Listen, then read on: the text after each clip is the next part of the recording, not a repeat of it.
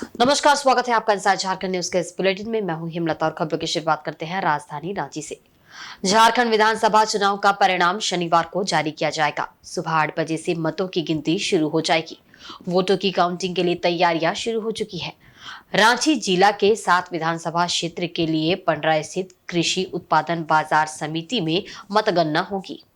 दोपहर 12 बजे से सभी 7 विधानसभा क्षेत्रों के रुझान मिलने लगेंगे। इधर विधानसभा वार मतगणना का चरण तय कर लिया गया है। सबसे अधिक 23 राउंड की गिनती हटिया विधानसभा क्षेत्र में होगी, जहां 496 मतदान केंद्र है, इसलिए यहां रिजल्ट आने में देर होगी। इसके बाद कांके विधानसभा क्षेत्र में 22 राउंड की गिनती होगी, जहां 482 बूथ है। सबसे कम सिल्ली विधानसभा क्षेत्र में 18 राउंड में मतों की गिनती की जाएगी, इसलिए यहां के परिणाम जल्दी आएंगे। रांची में मतगणना के लिए विधानसभा क्षेत्र के निर्वाची पदाधिकारियों को आवश्यक निर्देश भी दिए गए हैं। चिन्हित मतगणना हॉल में सभी पदाधिकारियों को सुबह 6:30 बजे तक उपस्थित होना है। अगर कोई कर्मचारी अनुपस्थित होता है तो सुबह 7 बजे तक उसकी जगह अन्य कर्मियों की तैनाती कर देनी है। रांची के उपायुक्त सह जिला निर्वाचन पदाधिकारी वरुण रंजन ने शुक्रवार को मतदान से जुड़े सभी पदाधिकारी व कर्मियों को ब्रीफिंग करते हुए कई आवश्यक दिशा निर्देश दिए।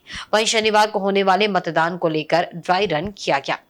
इस दौरान सामान्य प्रेक्षक, एसएसपी, डीडीसी, एसडीओ, अपर समाहर्ता, एडीएम, नक्सल, अनुमंडल पदाधिकारी, बुंडू समेत अन्य सभी संबंधित पदाधिकारी उपस्थित थे।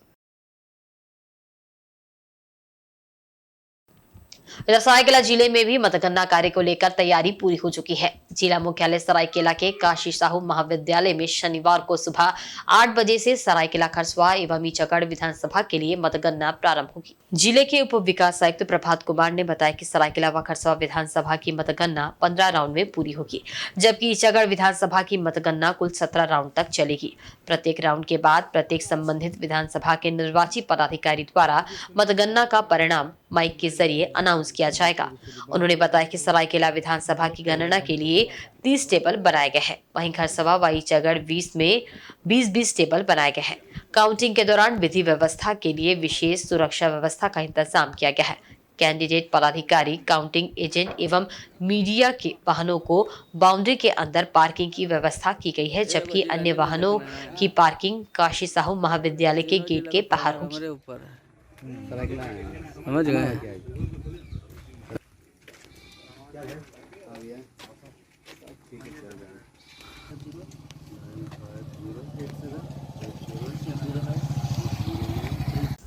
राज्य के मुख्य निर्वाचन पदाधिकारी के रवि कुमार ने कहा है कि 2 स्तरीय सुरक्षा व्यवस्था में सभी ईवीएम स्ट्रांग रूम में स्क्रूटनी के बाद सील कर दिए गए हैं। मतगणना के दिन 2 स्तरीय सुरक्षा व्यवस्था 3 स्तरीय हो जाएगी। तीसरे स्तर की सुरक्षा व्यवस्था राज्य पुलिस के जिम्मे होगा। वह गुरुवार को निर्वाचन सदन धुर्वा में पत्रकारों से बात कर रहे थे। उन्होंने बताया कि दूसरे चरण में कुल 68.95% मतदान हुआ है। पोस्टल बैलेट की गिनती के बाद मतदान प्रतिशत में और इजाफा होगा। उन्होंने बताया कि दोनों चरणों के मतदान का प्रतिशत 67.74 रहा है। मतदान में पुरुषों की अपेक्षा महिला मतदाताओं ने ज्यादा मतदान किया है। वहीं शहर की अपेक्षा ग्रामीण मतदाता मतदान में आगे रहे हैं। मुख्य निर्वाचन पदाधिकारी ने कहा कि राज्य के सभी 24 जिला मुख्यालयों में मतगणना केंद्र बनाए गए हैं। 23 नवंबर की सुबह 8 बजे से मतगणना शुरू होगी। सबसे पहले पोस्टल बैलेट की गिनती होगी। 8:30 बजे से ईवीएम के मतों की गिनती शुरू की जाएगी। पहले राउंड के मतगणना का रिजल्ट 9:30 बजे संभावित है। उन्होंने बताया कि राज्य में आदर्श आचार संहिता लागू होने के बाद से अब तक 207 करोड़ की अवैध सामग्री और नकदी की जब्ती हुई है। वहीं आदर्श आचार संहिता उल्लंघन के आरोप में कुल 100 केस दर्ज किए गए हैं।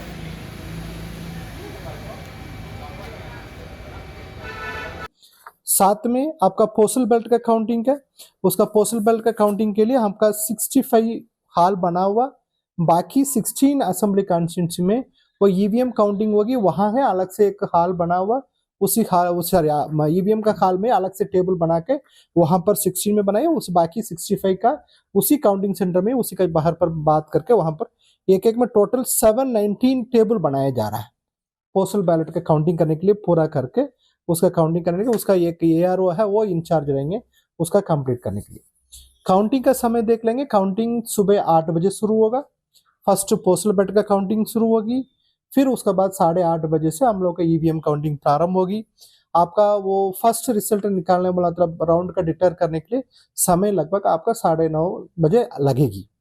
इसलिए आपका उसमें आपका एक-एक राउंड करके उसका वेरिफिकेशन करके पहले ईवीएम काउंट किया जाता है, फिर टेबुलेशन कराया जाता है, फिर उसके बाद एनकोर एंट्री कराया जाता है, उसके बाद आपका डिक्लेयर किया जाता है। इसलिए फर्स्ट राउंड का रिजल्ट आपका 9:30 बजे तक रहेगी। इसलिए वो उसके बाद एक-एक राउंड का 20 मिनट्स 30 मिनट्स में फिर एक-एक राउंड का रिजल्ट डिक्लेयर करने आएगी। उसका एक सिस्टम बना के उसका हम लोग का रिजल्ट वो डिक्लेयर करेगी, ताकि वो काउंटिंग होगा, पेपर जाएगी, फिर उसके बाद टैबुलेशन किया जाएगी, फिर उसके बाद उनके एनकोर में एंट्री करके साइमल्टेनियसली वोटर टर्न ऐप में भी आपका अवेलेबल रहेगी। इधर झारखंड विधानसभा चुनाव के तहत शनिवार को मतगणना होनी है। पूर्वी सिंहभूम के लिए जमशेदपुर के कोऑपरेटिव कॉलेज परिसर में मतगणना केंद्र बनाया गया है। इसके लिए सभी तैयारियां कर ली गई है। शुक्रवार को जिला निर्वाचन पदाधिकारी ने मतगणना स्थल एवं स्ट्रांग रूम का निरीक्षण किया। जिला के वरीय पदाधिकारियों ने स्ट्रांग रूम की सुरक्षा का जायजा लिया तथा विधानसभागार मतगणना केंद्र का निरीक्षण किया एवं मतगणना को लेकर स्थल पर की गई आवश्यक तैयारियों की जानकारी ली। उन्होंने मतगणना स्थल पर सुरक्षा एवं विधि व्यवस्था संधारण की समीक्षा कर पदाधिकारियों को आवश्यक निर्देश दिए। निरीक्षण के क्रम में जिला निर्वाचन पदाधिकारी ने पदाधिकारियों को निर्देशित किया कि भारत निर्वाचन आयोग के गाइडलाइन का अक्षरशः अनुपालन करते हुए मतगणना केंद्र पर आवश्यक सुविधा व व्यवस्था उपलब्ध कराएं।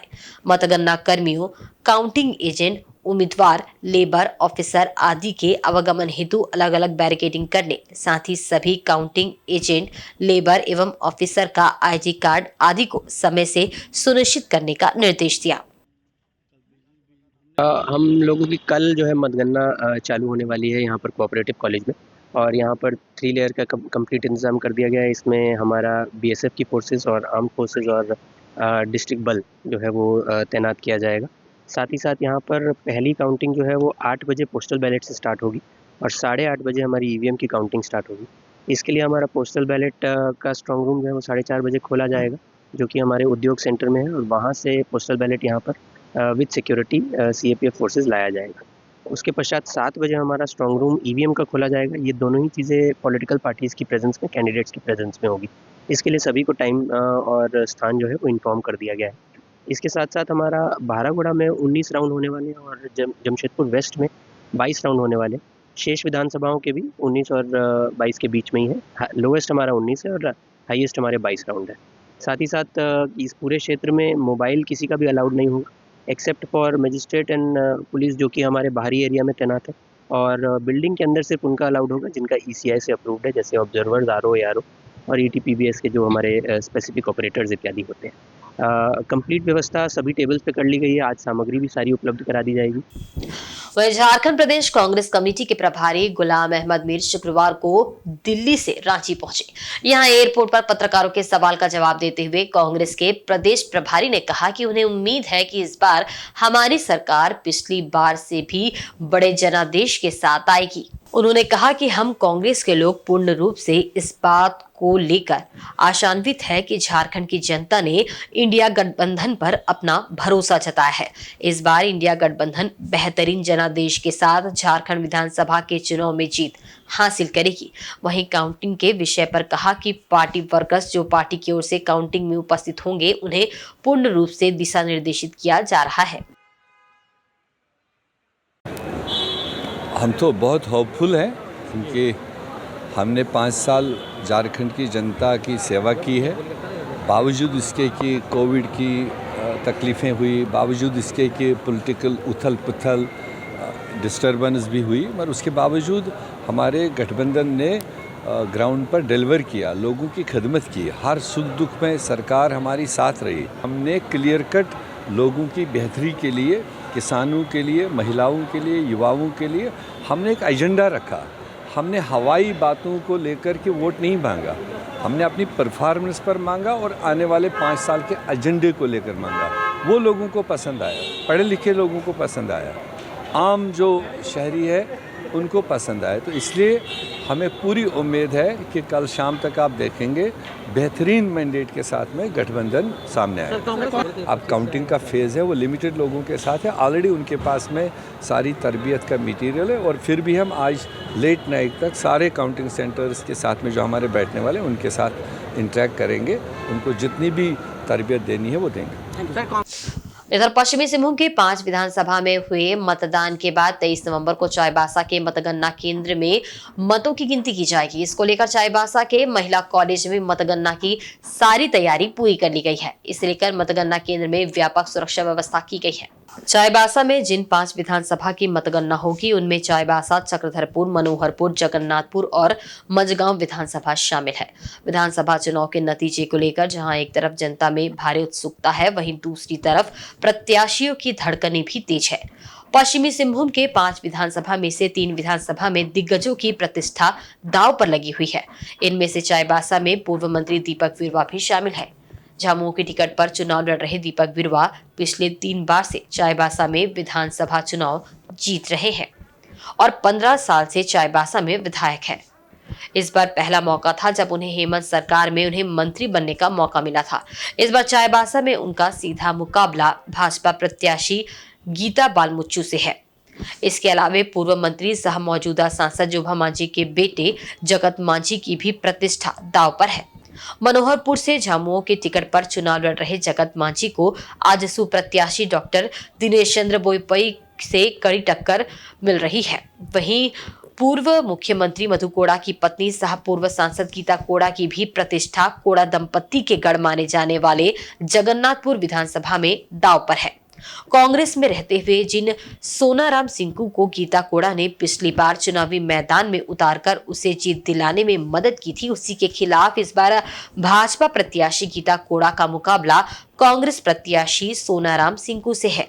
इसके अलावे चक्रधरपुर विधानसभा में भाजपा प्रत्याशी शशि भूषण सामर, झामुमो प्रत्याशी सुखराम उरांव और निर्दलीय प्रत्याशी डॉक्टर विजय सिंह गागराई में जबरदस्त त्रिकोणीय मामला है।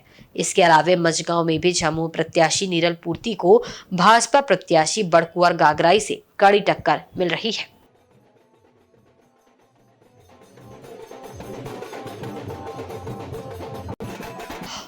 इधर तमिलनाडु में काम करने गया पूर्वी सिंहभूम जिले के मुसाबनी का 14 वर्षीय आकाश सबर वहां फंस गया है। उसने मदद की गुहार लगाई है।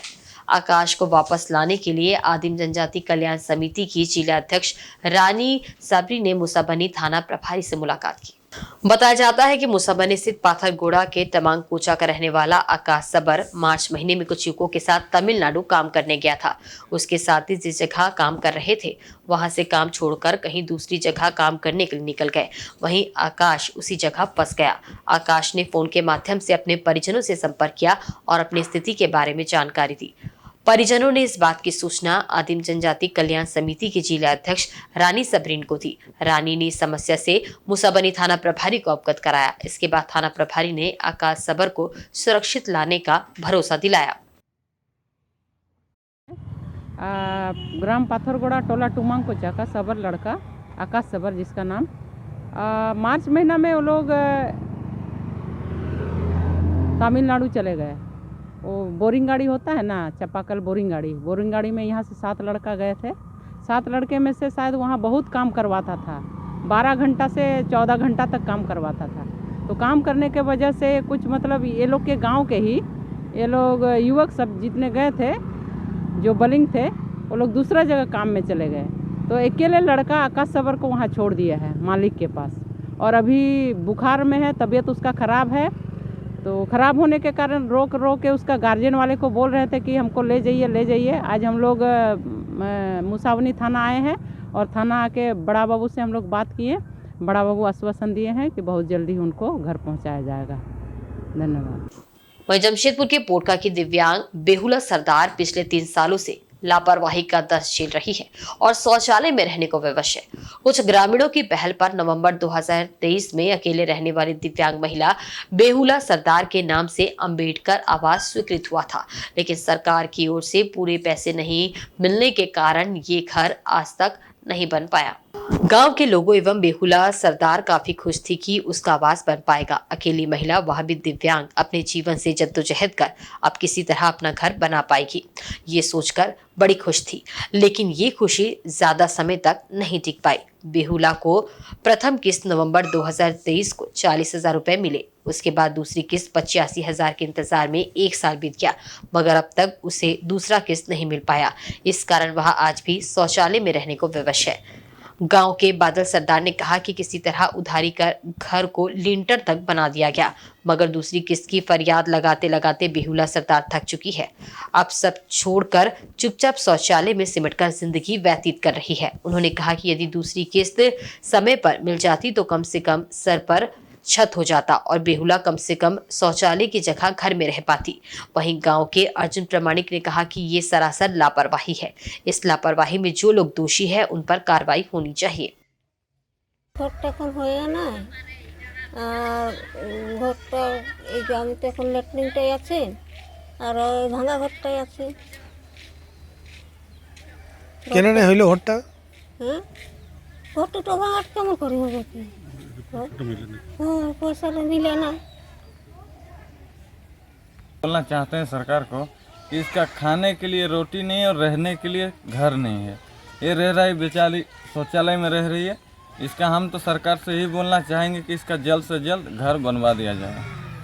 और इसका पहला जो इंस्टॉलमेंट आया था वो पहला आ चुका है, 40,000 कितना रुपये आया था, और दूसरा अभी तक आया नहीं।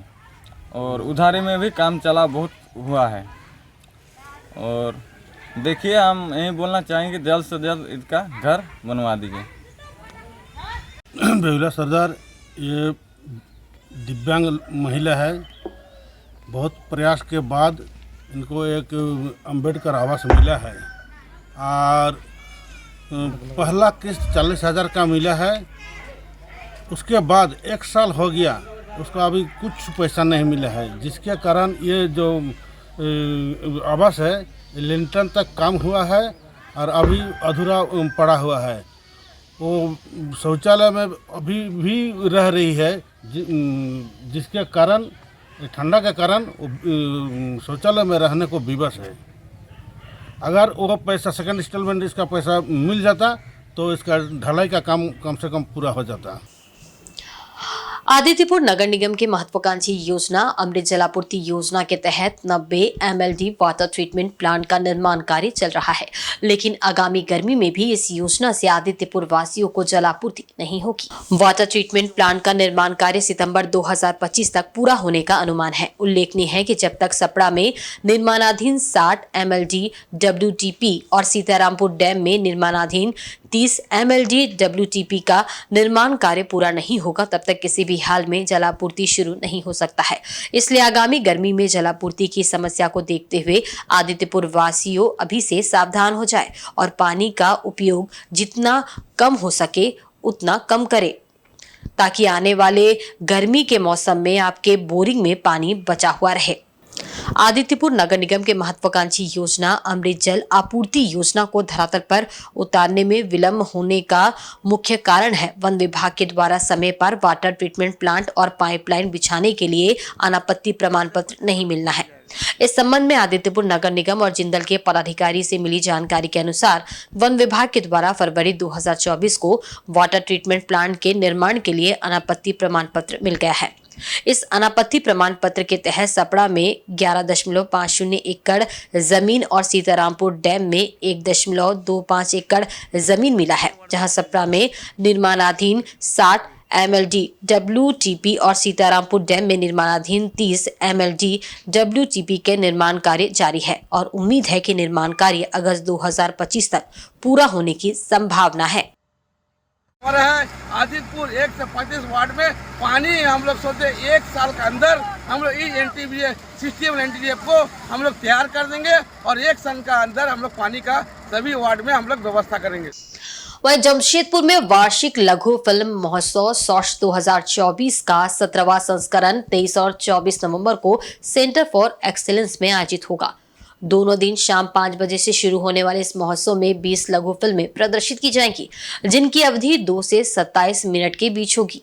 इन फिल्मों में 11 हिंदी, 5 बंगाली, 3 अंग्रेजी और 1 मूक फिल्म शामिल है। इस संबंध में शुक्रवार को सेंटर फॉर एक्सीलेंस के मीटिंग हॉल में संवाददाता सम्मेलन में टेक 5 कम्युनिकेशन कोलकाता के चीफ तथा फिल्म डायरेक्टर तथागत भट्टाचार्य जी, रंगमंच के कलाकार गौतम शंकर दास एवं सिद्धार्थ सेन ने बताया कि इसमें जमशेदपुर, घाटशिला, रांची, मुंबई, दिल्ली, कोलकाता के फिल्मों का चयन किया गया है। पेशेवर, नवोदित और छात्र फिल्म निर्माताओं द्वारा बनाई गई ये फिल्में सामाजिक मुद्दों और रचनात्मक विषयों को प्रस्तुत करती है। पहले दिन 10 और दूसरे दिन 10 फिल्में दिखाई जाएंगी। इस फिल्म महोत्सव में सभी फिल्मों के डायरेक्टर भी उपस्थित रहेंगे। तथागत भट्टाचार्य जी ने बताया कि महोत्सव का उद्देश्य झारखंड के उभरते फिल्म निर्माताओं को मंच प्रदान करना है। Society for promotion of promotional excellence और टेक 5 कम्युनिकेशन द्वारा आयोजित इस महोत्सव ने बीते 16 वर्षों में कई स्थानीय और राष्ट्रीय स्तर के फिल्म निर्माताओं को प्रोत्साहन दिया है। फिल्म प्रेमियों के लिए शॉर्ट्स अब तक का सबसे लंबे समय तक चलने वाला महोत्सव बन गया है। आयोजकों को उम्मीद है कि शॉर्ट्स 2024 को भी पहले के संस्करणों जैसी जबरदस्त प्रतिक्रिया मिलेगी। मालूम हो कि टाटा स्टील द्वारा समर्थित ये film festival society for promotion of promotional excellence Jamshedpur और टेक 5 कम्युनिकेशन कोलकाता का एक सहयोग है। शॉर्ट्स जो हमारा एनुअल शॉर्ट फिल्म फेस्टिवल है जमशेदपुर का 17वां साल अभी है। शॉर्ट्स 2024 23 और 24 नवंबर को सेंटर फॉर एक्सीलेंस में शाम 5 बजे से दोनों दिन होगी। 20 फिल्में हैं इस साल और बहुत अच्छी फिल्में हैं। SPPE, टाटा स्टील और टेक 5 कम्युनिकेशंस का ये जॉइंट वेंचर है। हर साल की तरह मैं आशा रखता हूँ इस साल भी ये फेस्टिवल बहुत कामयाब रहेगी और लोगों को फिल्में बहुत पसंद आएगी। इस साल 20 फिल्में जो चुनी गई हैं फाइनल स्क्रीनिंग के लिए, उनमें से मुंबई की फिल्में हैं, दिल्ली की है, जमशेदपुर के तो अवश्य हैं, कोलकाता की है, एक फिल्म रांची से है और एक फिल्म घाटशिला से भी है। नहीं, सबमिशन तो बहुत पहले हो चुकी है। पब्लिक के लिए देखने आएंगे। ओ पब्लिक नहीं, पब्लिक के लिए कोई चार्जेस नहीं है। ये तो फेस्टिवल है, कहीं पर भी फेस्टिवल में चार्जेस होती नहीं है होल वर्ल्ड में फॉर द ऑडियंस। हाँ, फेस्टिवल पासेस ज़रूर रहता है, लेकिन यहाँ तो टाटा स्टील की तरफ से ऑर्गेनाइज की गई है, तो जिनको आना जो आना चाहेंगे, जिनको पसंद है, वो अवश्य आ सकते हैं। रेलवे में विभिन्न रेल यूनियनों द्वारा रेलवे में मान्यता प्राप्त करने के लिए रेल कर्मचारियों के बीच जमकर प्रचार प्रसार किया जा रहा है। मालूम रहे कि आगामी 4 से 6 दिसंबर को रेल यूनियनों का चुनाव प्रस्तावित है, जिस कारण सारे यूनियन अपने यूनियन की जीत सुनिश्चित करने के लिए कोई कोर कसर नहीं छोड़ रहे हैं। इसी क्रम में डोंगवापोशी रेलखंड में दक्षिण पूर्व रेलवे मेंस कांग्रेस ने शाखा सचिव सुभाष मजूमदार, KS राव, तपन मोहंती, JP दास, शंभू भौमिक, कन्हई चरण बारिक आदि ने पंडरशाली से लेकर जुरूली तथा बड़बिल, गोवा और बुलानी तक रेलवे के हर विभाग के कर्मचारियों से व्यक्तिगत रूप से मिलकर उनकी समस्याओं को समझ रहे हैं एवं सभी विभागों में कर्मचारियों को बैनर पोस्टर बांटकर मतदान क्रम संख्या 3 पर वोट देकर मेंस कांग्रेस को भारी से भारी संख्या में विजयी बनाने की अपील कर रहे हैं। इससे रेल कर्मचारियों में एक नई ऊर्जा का संचार हो रहा है और अंदर खाने सभी अपने अपने हितैषी यूनियनों को मान्यता दिलाने के प्रयास में लगे हुए हैं।